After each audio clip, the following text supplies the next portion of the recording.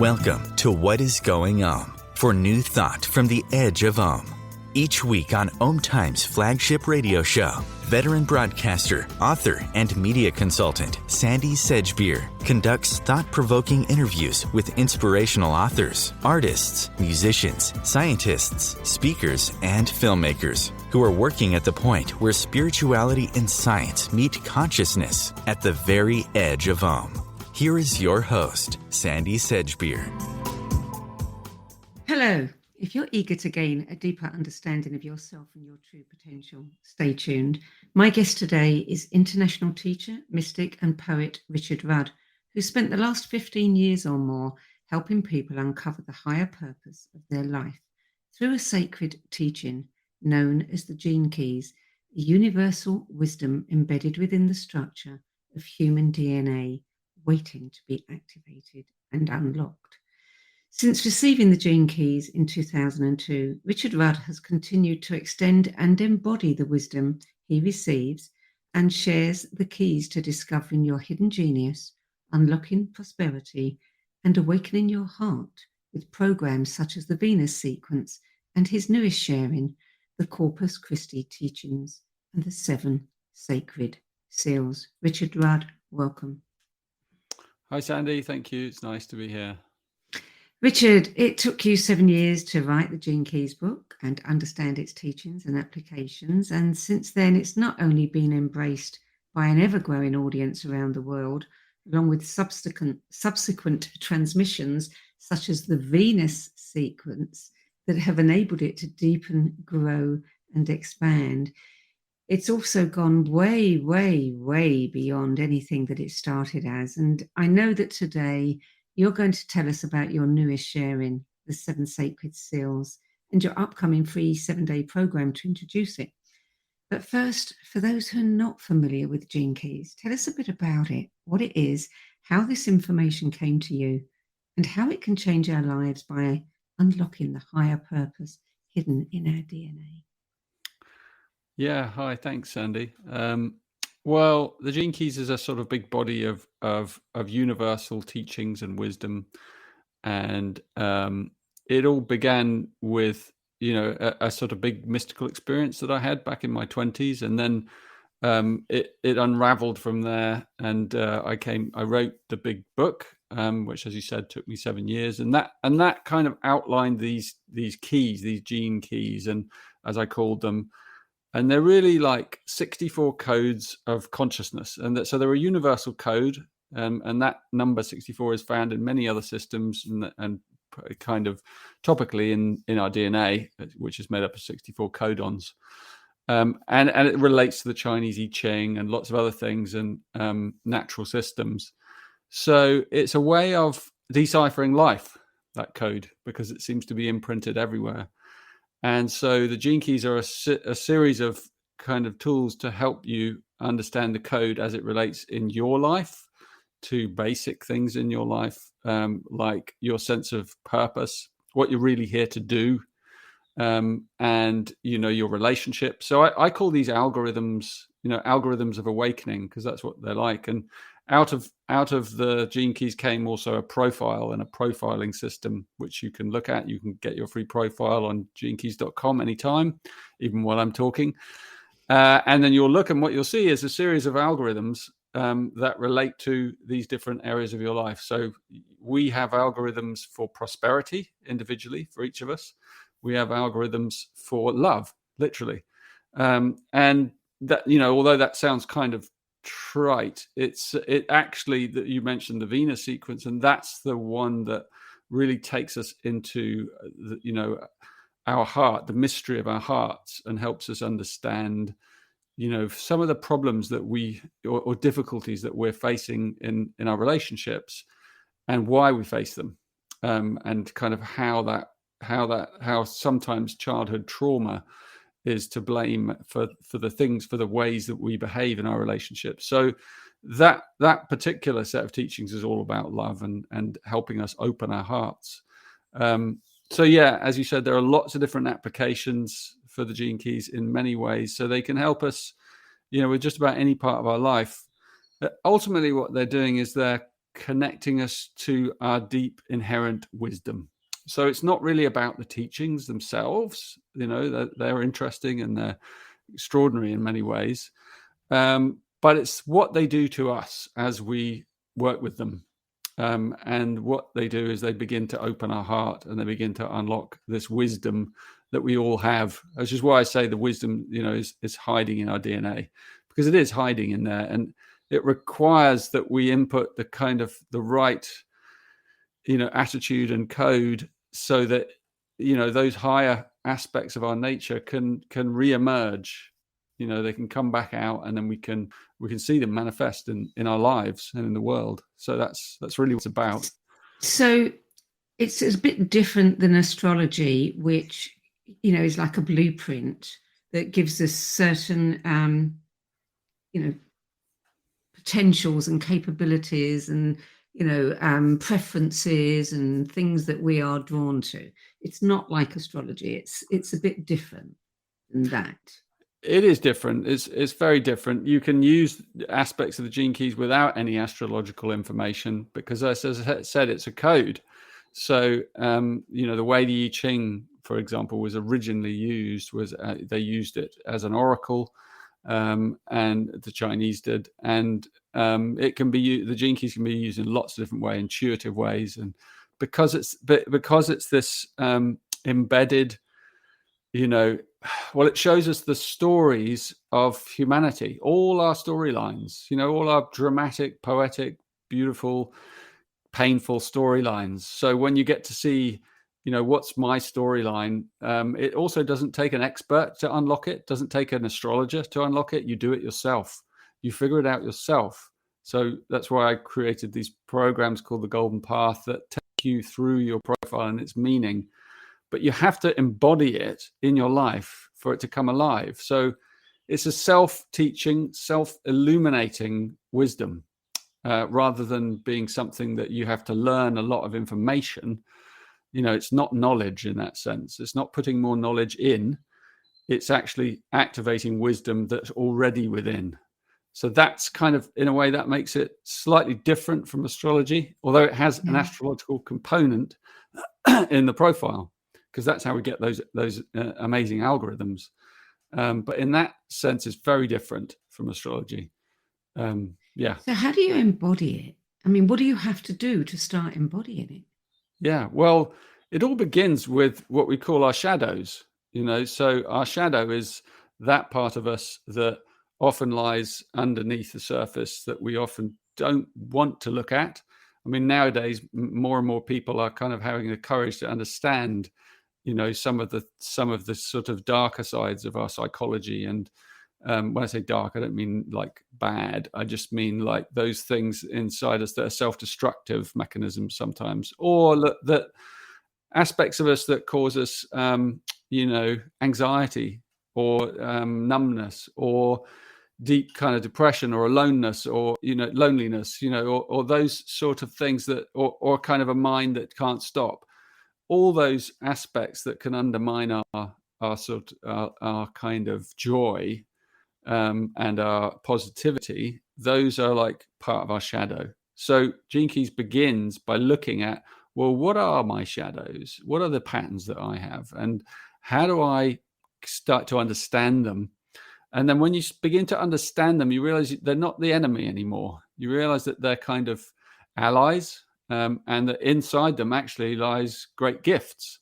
And that's actually their purpose. So the purpose of every shadow in our nature is that it conceals a gift.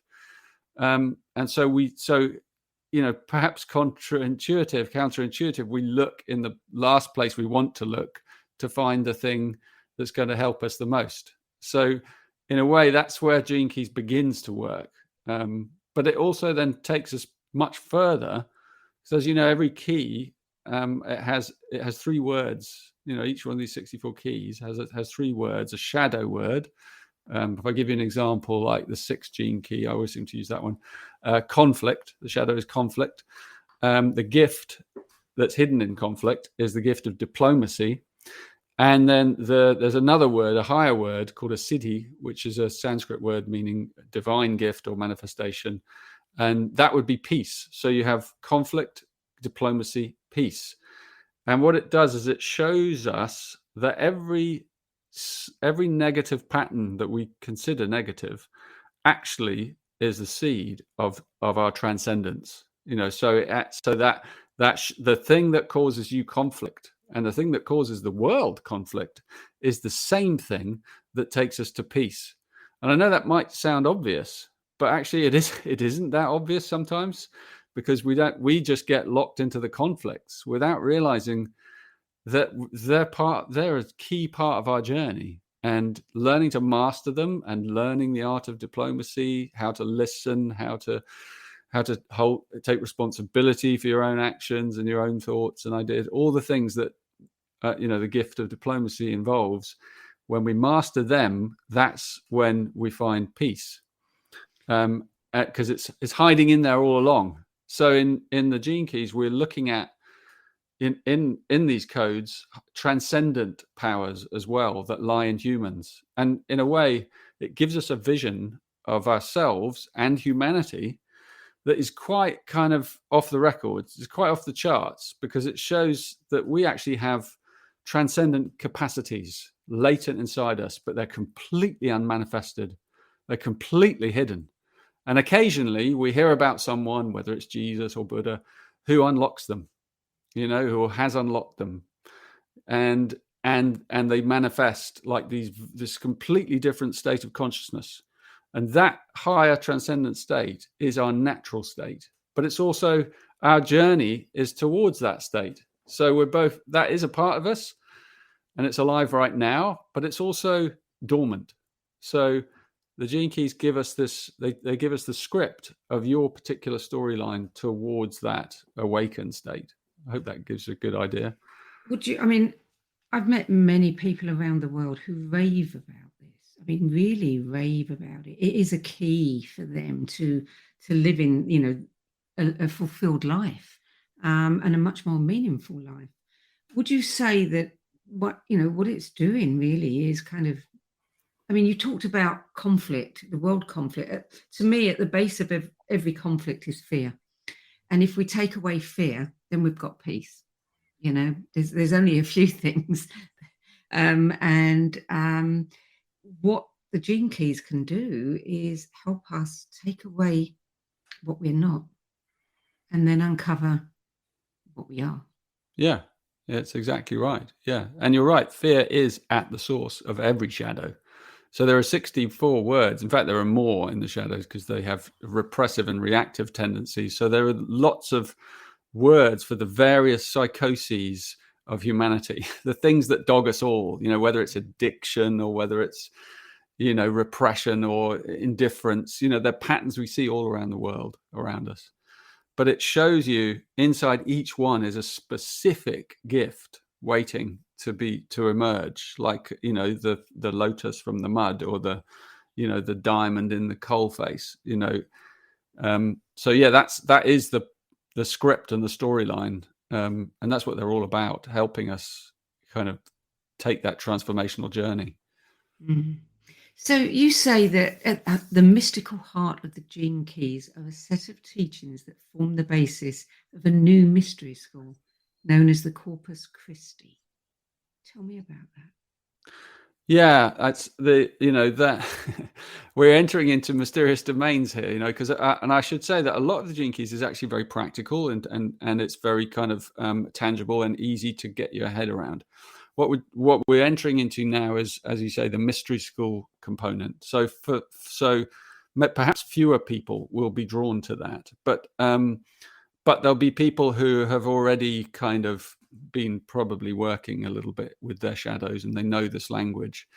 And so as you kind of go through that door, you're coming into sort of higher teachings. And that's what the Corpus Christi refers to. It means the body of Christ, or the rainbow body. So these are like teachings to do with the subtle bodies, that that we're not just these physical bodies, but that we actually have other dimensions to us, dimensional fields. That the mind, for example, is not in the brain. The mind is a field that we exist in, as are the emotions, another field, another subtle vibrational field that we exist in.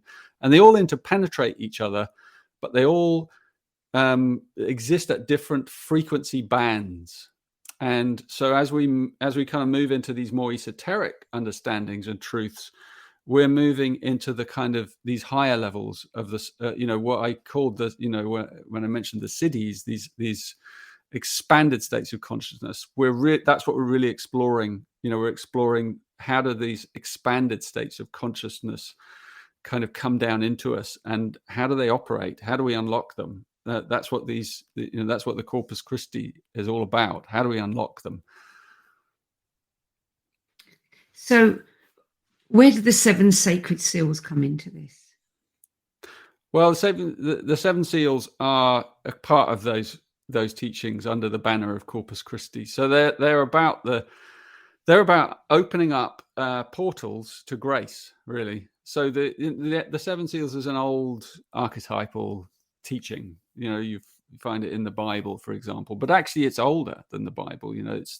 There's always been a tradition around the world of the 7 stars, or the 7 sacred strings of the lyre, or it's crept around the world, that myth, for many millennia. The mystery of the number 7 as well, and it's in so many of our legends and myths. So what we're doing is we're entering into something that's kind of a little bit beyond the mind's linear understanding. This is why you enter into the domain of archetypes and mythology, and when you come and you come into the mystery school teachings, you sort of put your mind away, you put your logical mind to the side, and you take your shoes off and you step in, and you're in a slightly different world. And the world is a world of frequencies. And there are a lot of practices, so the 7 seals, for example, have 7 really powerful invocations. And those invocations are they're about 25 minutes long. They're almost like prayers, but they're not. They're more, they're a calling out to the forces of grace, to come and visit us in our lives. And grace is a feminine spirit, and it's something very indefinable. So we're we're going into words and language that sort of are not easy to define. Like grace, even as a word, it contains many other levels of meaning. Like grace is love, grace is ease, grace is forgiveness, grace is is so many different components. It's also something that that is that falls upon us, rather than something that we kind of generate ourselves inside ourselves. Exactly. Yes. So we talk about moments of grace, or we talk about why do we feel that it's something that we have to earn or has to be granted us? Why can't why do we not believe that we can generate it? I think it's almost like a call and response mechanism of the universe. So when you come into the Corpus Christi and these 7 seals teachings, what you realize is that we're made up of these subtle bodies, and there's a lower trinity and a higher trinity.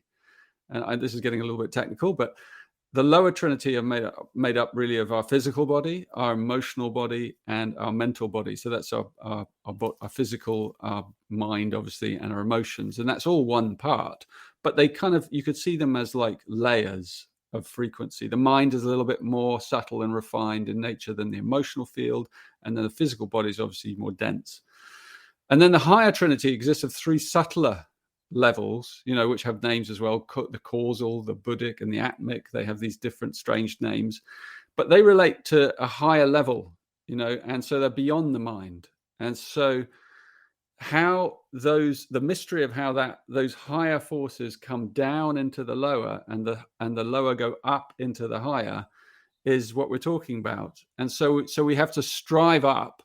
So we send out a call, whether it's a prayer or a meditation practice or any sort of spiritual activity that we do. That's the basis of it, is to generate a response from our higher dimensional body, right? So if you put out depends what you put out and how you put it out, and with what level of devotion and commitment, and possibly vulnerability as well, because that carries a real power. If you speak one of these invocations or one of these prayers straight from your heart, it has real power. It really punches a hole through the portal, and then you wait.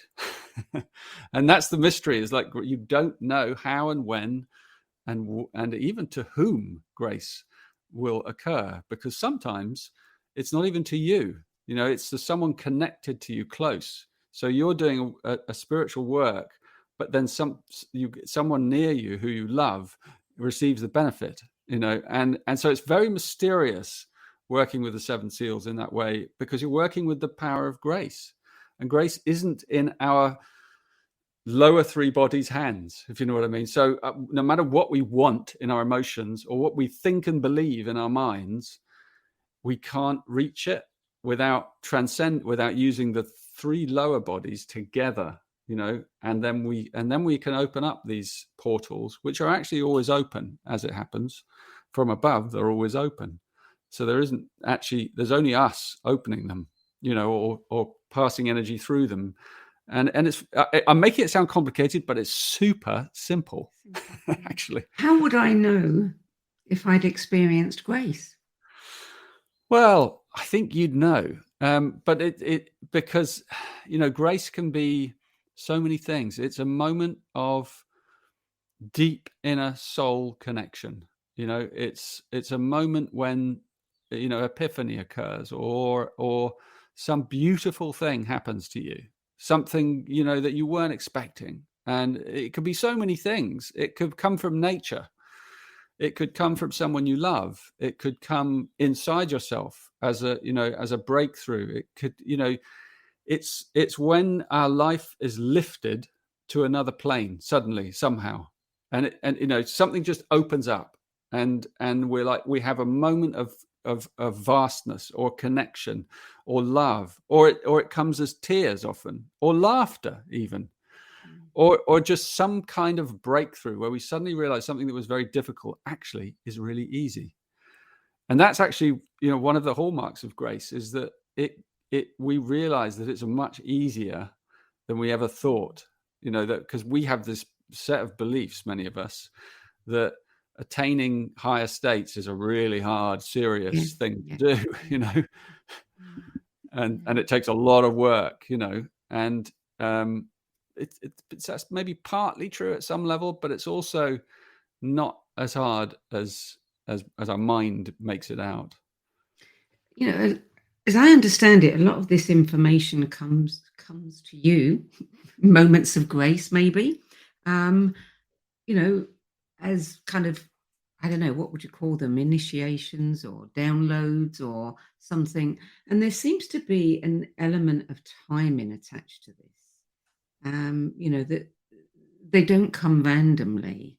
There is a synchronicity here. I mean, you've said that that you feel that the seven seals, that this is happening at a time, where the world really needs them, and that you see much change taking place.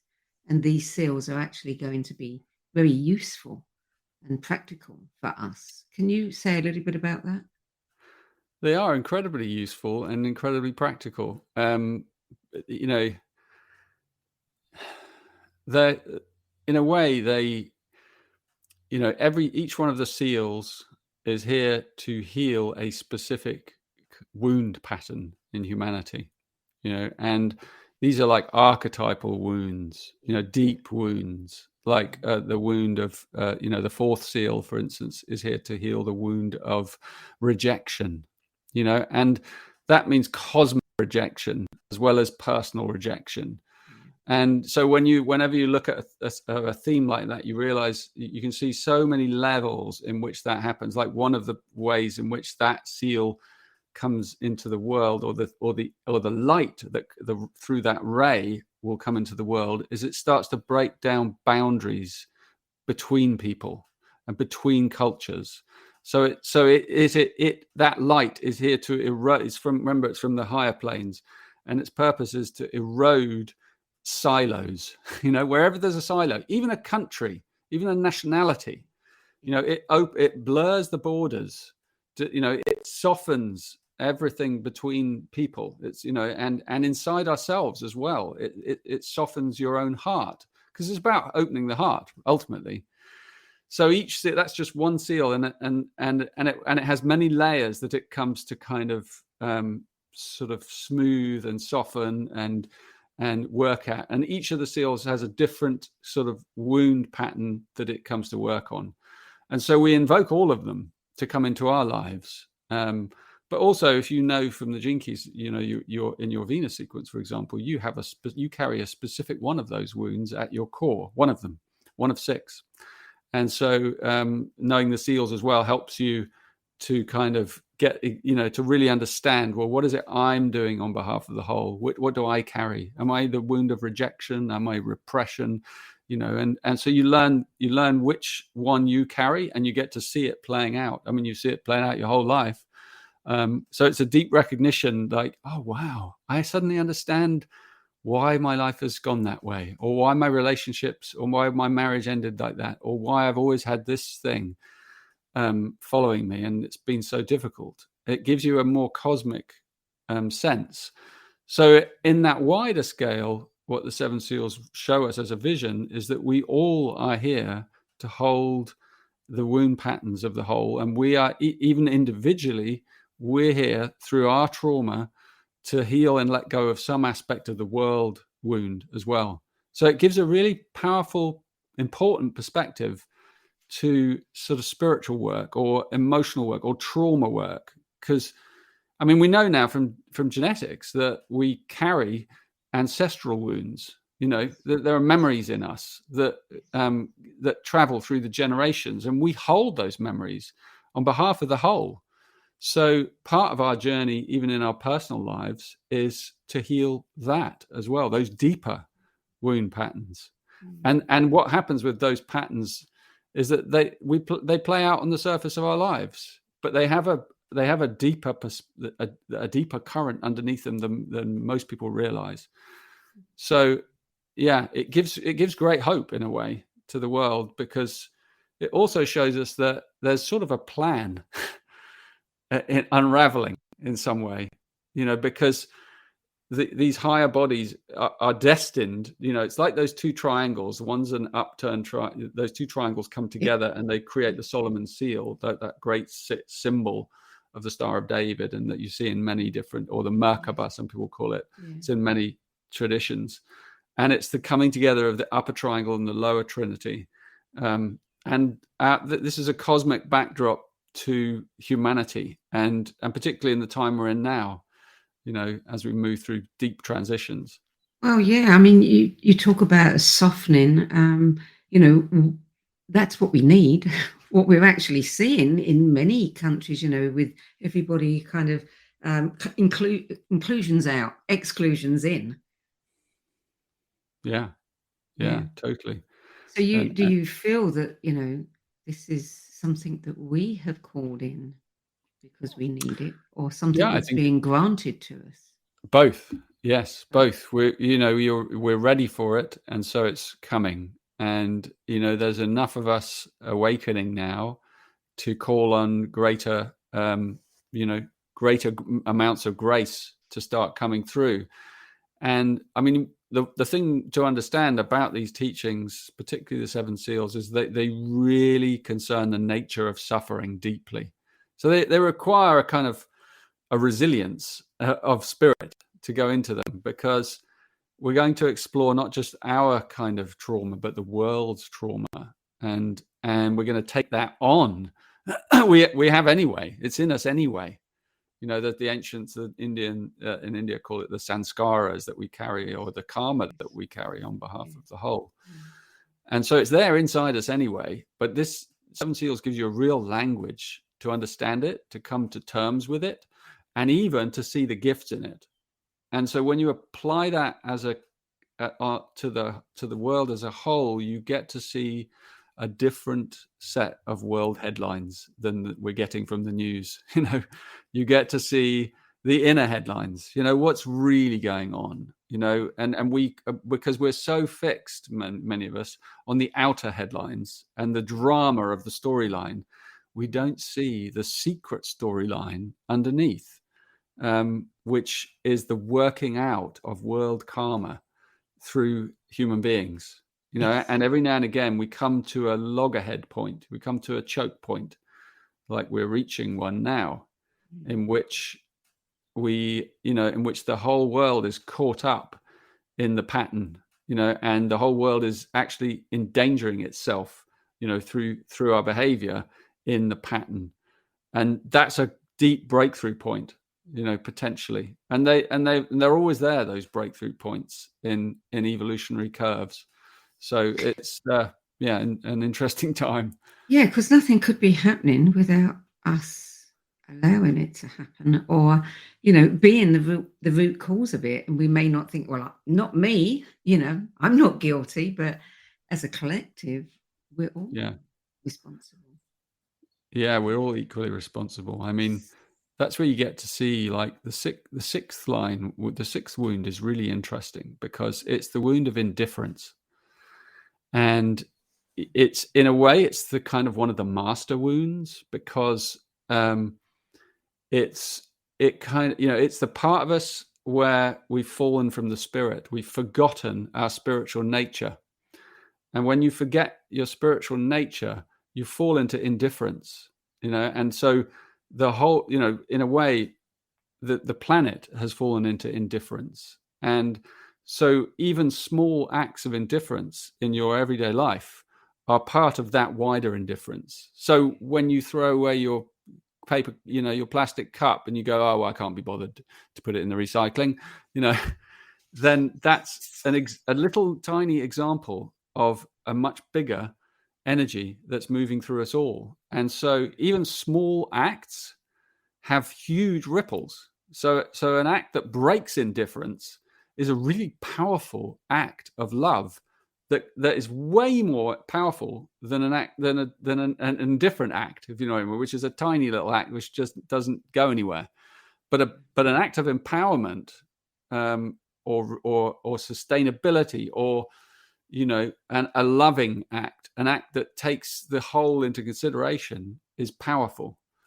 So the more of those acts that we see, the more it creates this, it opens up, it starts to heal that wound of indifference. We start to heal it, but it's still, a bit of a journey ahead of us, I think. I would say so. Yeah. But I think what's happening in the world around us is reflecting back to us that we are actually on that journey. We've started, the whatever it takes to break that down and rebuild something. Totally. Better. Yeah. We're going to take a short break now, Richard.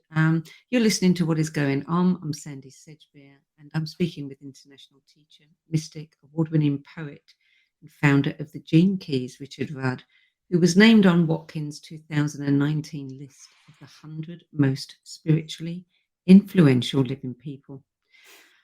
We'll be back with more on Corpus Christi Teachings, the 7 Sacred Seals, and the Gift of Grace. OMTimes TV. Imagine becoming a super influencer.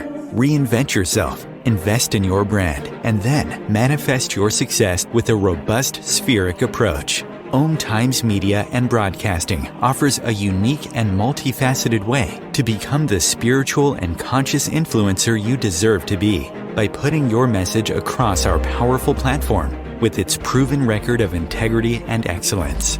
Through our produced shows, OMTimes offers the opportunity to become a social media TV personality, a radio show host, an OMTimes magazine columnist, and a syndicated podcaster, all in one shot. By live streaming your show on OMTimes TV and broadcasting it across the extensive OMTimes radio and TV networks, you become more than a host. You become an ambassador and a force for positive change. OMTimes. Open yourself to the possibilities. When I first saw Turtle, my heart was full. Now I'm anything but lonely. We have this deep connection, this heart connection. He just wants to be close to you and part of your life. Every day with Turtle is a perfect day. When I'm holding her, it makes me feel calmer. I think everything he does shows how much he loves us. When we adopt a shelter pet, we discover they're a little bit of a lot of things. But they're all pure love.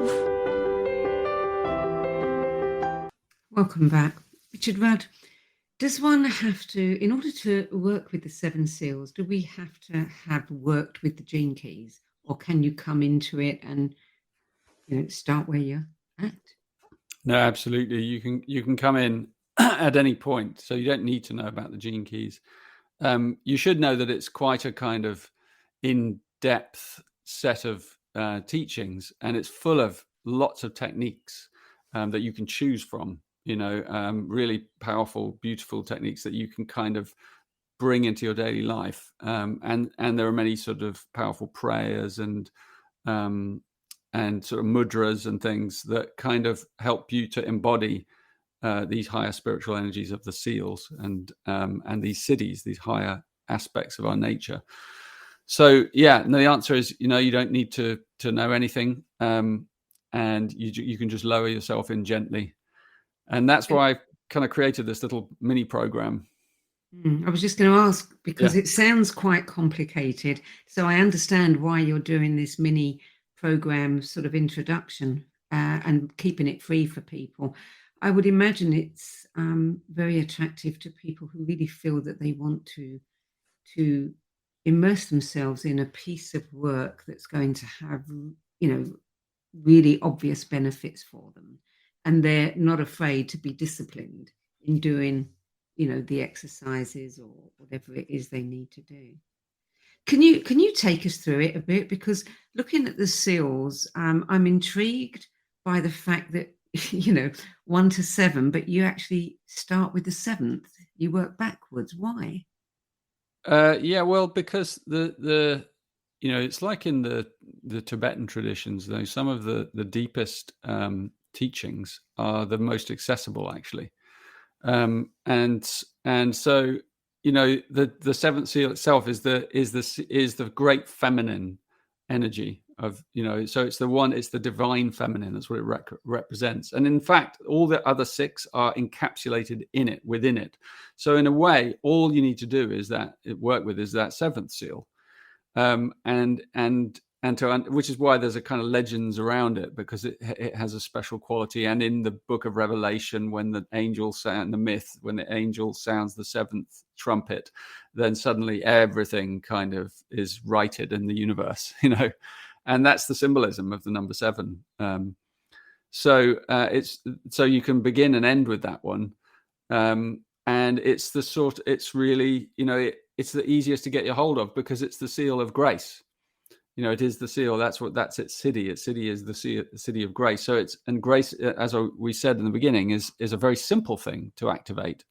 So it doesn't take a lot of spiritual practice and hard work and all. It's actually quite simple. It's just prayerful moments of pausing in your everyday life, so that there's a space for it to land. It's really as simple as that.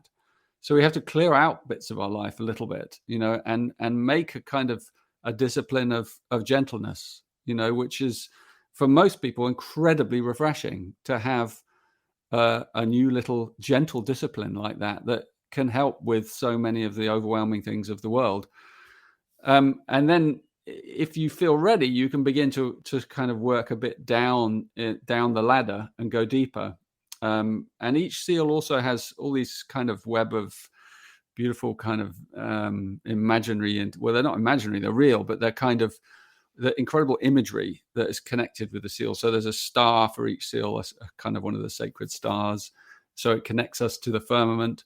There's an archangel for one of the traditional 7 archangels from the mystery teachings. You can also connect it to the 7 bodhisattvas if you're interested in those pantheons, or the 7 Christian saints. But in each instance, the 7th is always the feminine. So in the Christian pantheon, the feminine would be Mary, the Mother Mary, the Magdalene energy. And if it was Tibetan, for example, it would be the Tara, the sacred Mother Tara. And so and every kind of depends on where you're from and your culture. You can enter into the mythology through your culture.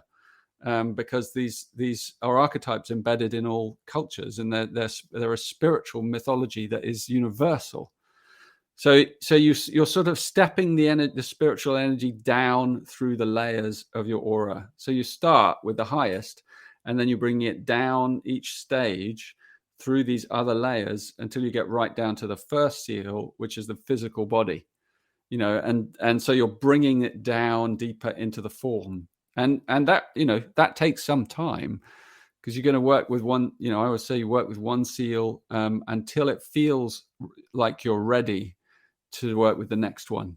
And if you work with the next one and your practice kind of falls flat, it means you weren't ready. So you go back to the one above. So it's very simple. You can kind of gauge your progress through how it feels, and it's a very intuitive based kind of self-guided.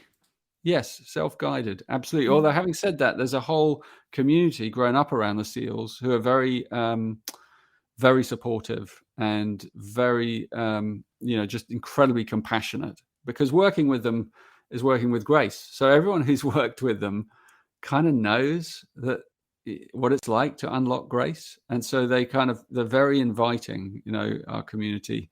And we have a call, for example, on the 22nd of every month, where that group meets on Zoom, and there's quite a lot of people there now who come, and anyone's welcome. And we just share, and we maybe study, explore one of the seals. And then we have other groups on Clubhouse app and things like that where anyone can drop in. But essentially it's really about opening up to our vulnerability, inside us, and being strong in our vulnerability, rather than kind of being a victim of it, and so that sends a different energy into our life. It sends the energy of, I'm okay with this. Actually, I'm not going to be kind of pulled down by this energy anymore. I'm going to make friends with it. I'm going to learn from it. I'm going to grow from it. I'm going to even transform it. So that's what it's all about. When you get this information, these transmissions, whatever you call them, how do you make sense of them? I mean, how does it come in? Is it visual? Is it words? And then I can imagine it, you've got to ground it. You've got to then find a way to teach it. Well, it's, when you understand these subtle dimensions, it's a lot clearer, that there's a plane just beyond the mental plane called, I call it the causal plane. And it's a plane of consciousness that exists where archetypal higher information enters the mind, and then is translated through the mind, and then into the emotions, and then into the physical body. So it's a full spectrum experience, almost like I guess it is a bit like a download, or it's like a memory, that comes in, or a deep knowing. And because the patterns are kind of holographic, the universal patterns are holographic, meaning that they're the same pattern repeated in many, many different beautiful forms. Like when you look at fractals, for example, those are holographic patterns, and the universe seems to have that holographic nature. So because everything's holographic, when you receive it, it's just like seeing the same thing, but in another iteration, with another set of colors, or another set of words, or another set of forms, but it's the same core pattern. And so it's like when you chop open a grapefruit and you look in there and you see the same pattern in there as you see in the galaxy. You're like, oh, it's the same one again. And it's imprinted everywhere throughout nature. So actually it doesn't take a genius to actually discover them. And we have the wisdom inside each of us. Each of us has it. It's in our higher body. So if you can open these portals and switch on those higher dimensional fields, you receive this information. You can see it. Translating it is another whole story. And luckily I was trained as a poet and a kind of wordsmith. So I love words, and I'm very kind of meticulous about the words I choose and the sentences I use, and so that I try and have them reflect the essence as much as possible. And that's just a specific, thing that a gift that I have.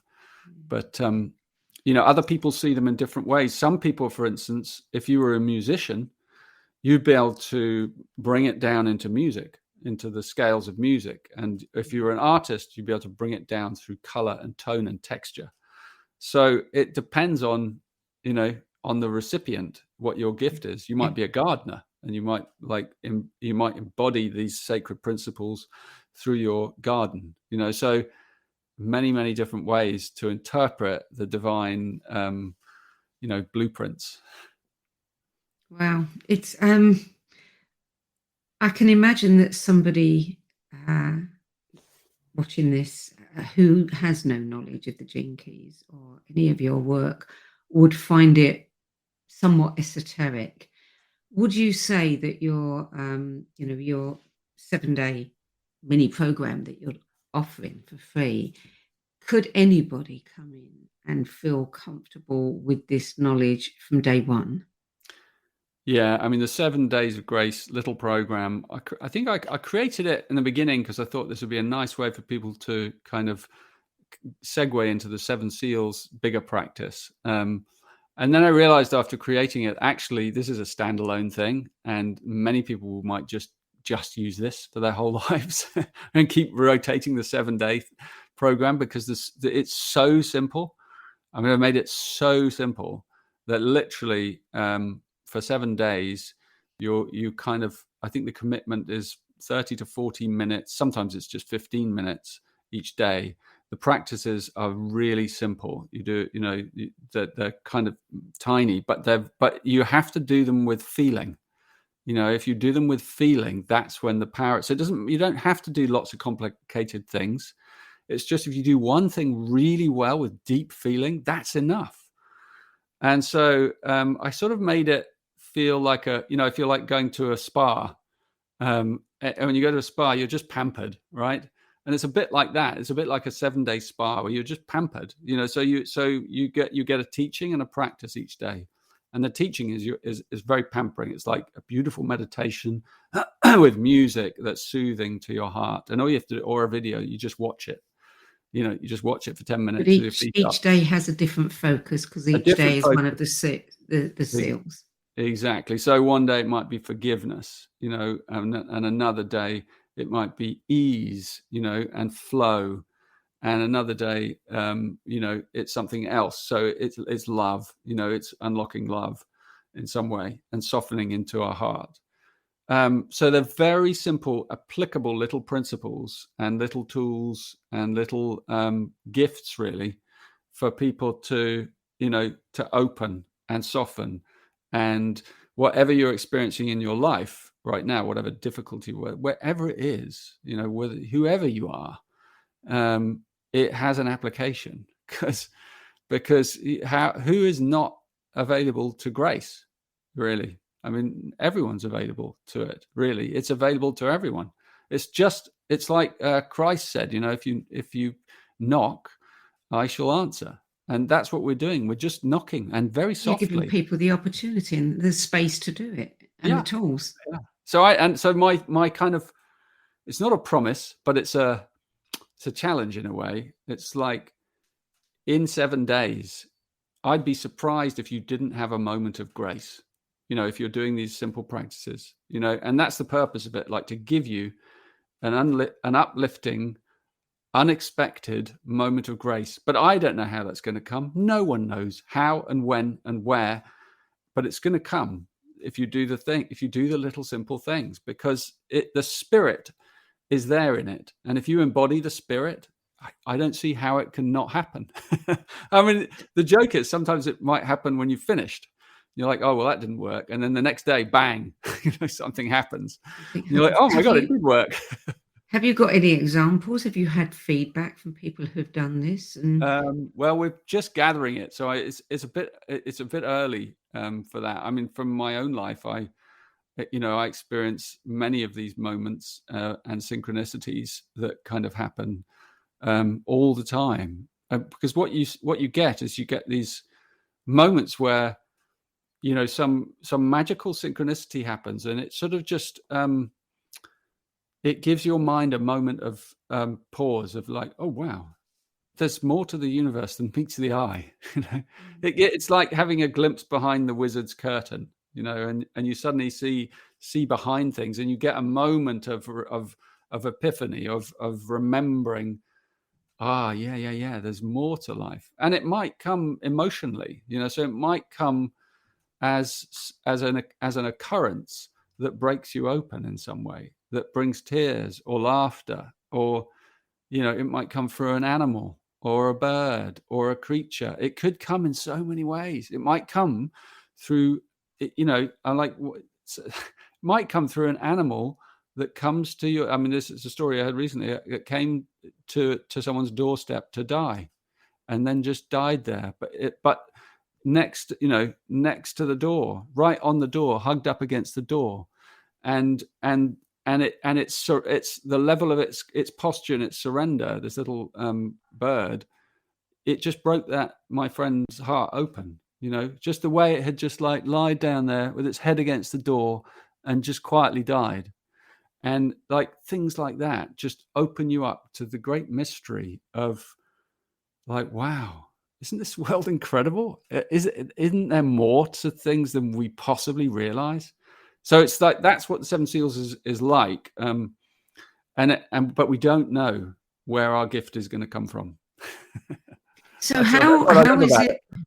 Yeah. How is it presented? Is it something that, some people can register for, and then they gather what they need for that day and do it whenever it's convenient? I mean, it's really simple. It's a little system called Learn Dash, where it's a little kind of mini course, and you sign up, and then you start. And I'm your host, so I'm there on each day with a video just saying, "Welcome. Today is about this, and here's your little resource." And you click on, so it says day 1. And then you click on the little resource, and I kind of give you the intro. I say, look, this is what you've got to do today, and here's the focus. And if you want to go a bit further, you could do this, but don't worry if you don't do this. It's very, there's not to be any sort of being hard on oneself. It's completely not allowed in these 7 days. So that you have a resource, you can watch this, even if you can't do it in that day because something happens. You can switch it to the next day and just start and restart. So it doesn't matter if it's 8 days of grace or 10 days of grace because something happens. That's life sometimes. It just is like, here are the 7 phases. And when you get to the end, you'll get to the end. And then you can look back and go, wow, that was a journey.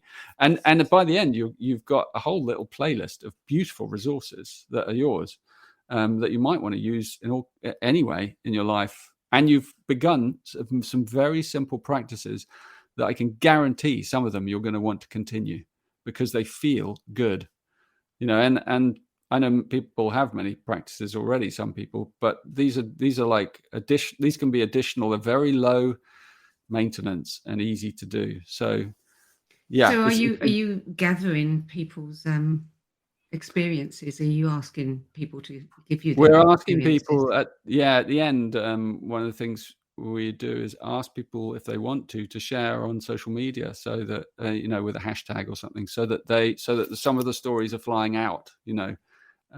Because it's good to share sometimes, and you share. If you've just had a precious experience, if you feel to share it, why wouldn't you? Because then like 20 other people see it and go, wow, that sounds really good. And they might get the little free program, and that's, wouldn't you want to share that? Wouldn't you want to see what someone else's moment of grace turned out to be? I would, So, yeah, it's looking at your the seals. I mean, you've got like day 1, invoking grace, and creating quiescence.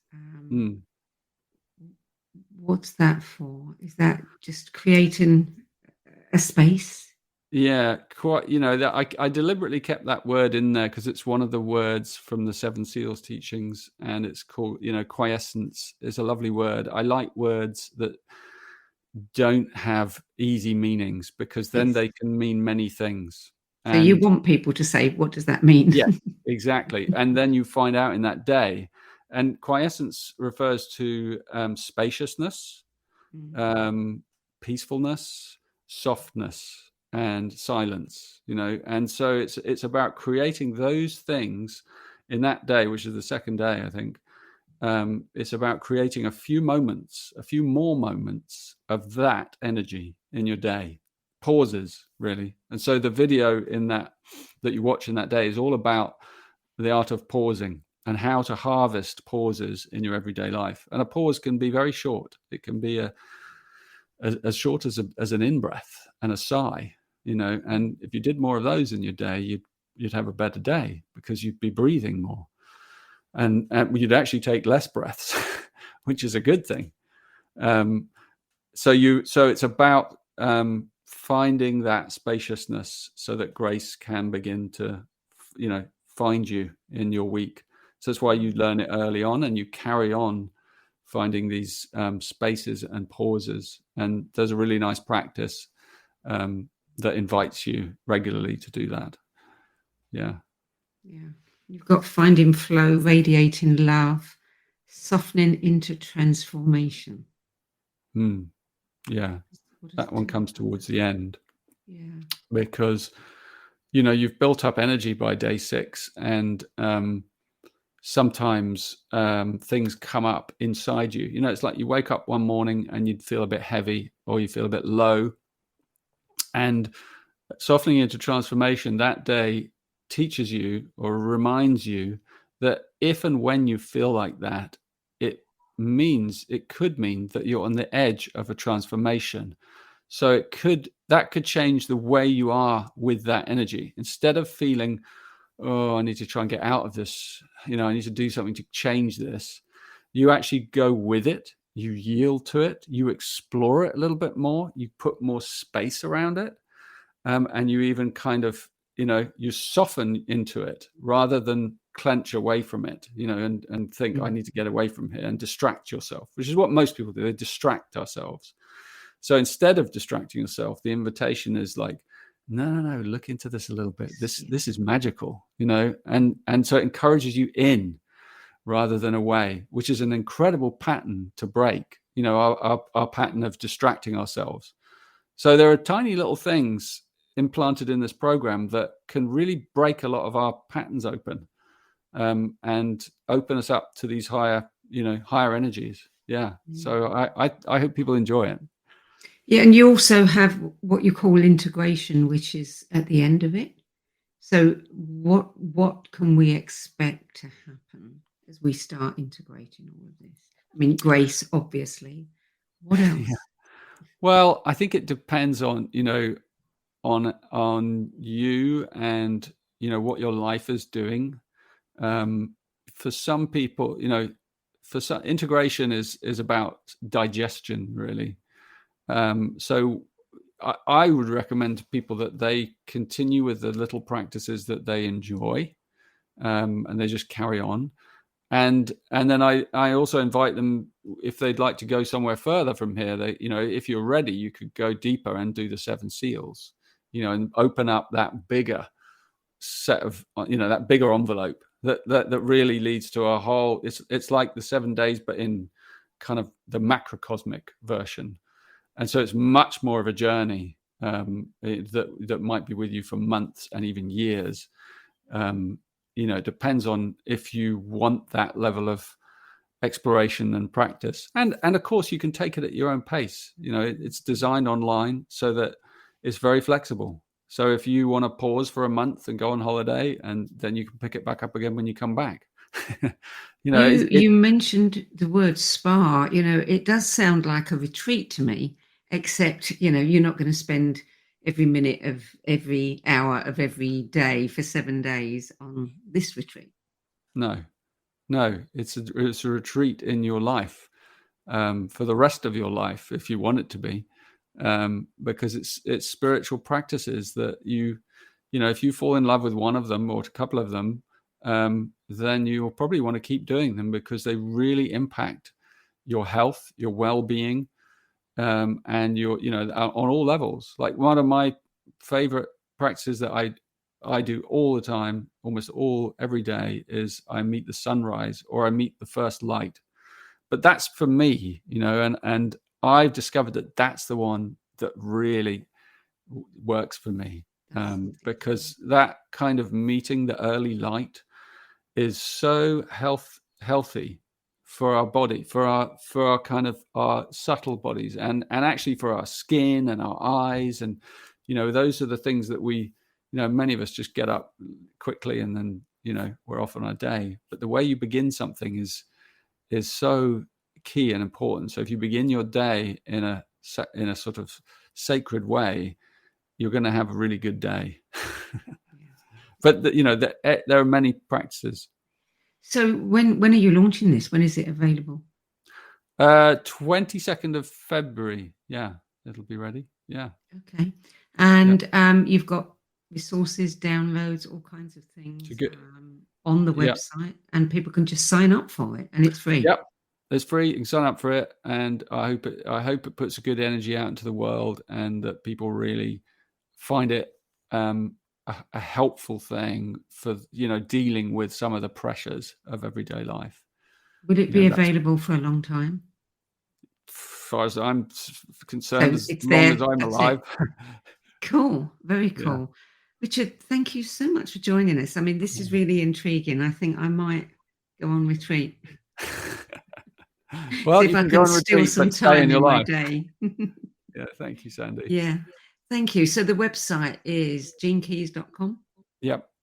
Genekeys.com. And you'll see the 7 days of grace, and it's you can just follow the instructions and away you go. Okay, well, if you're looking to learn more about yourself and your potential and what you're here for, the real purpose of your life, you can't do better than try something that is totally free. That's it. I think we're out of time now. I'll be back again at the same time next week with another episode of What is Going On.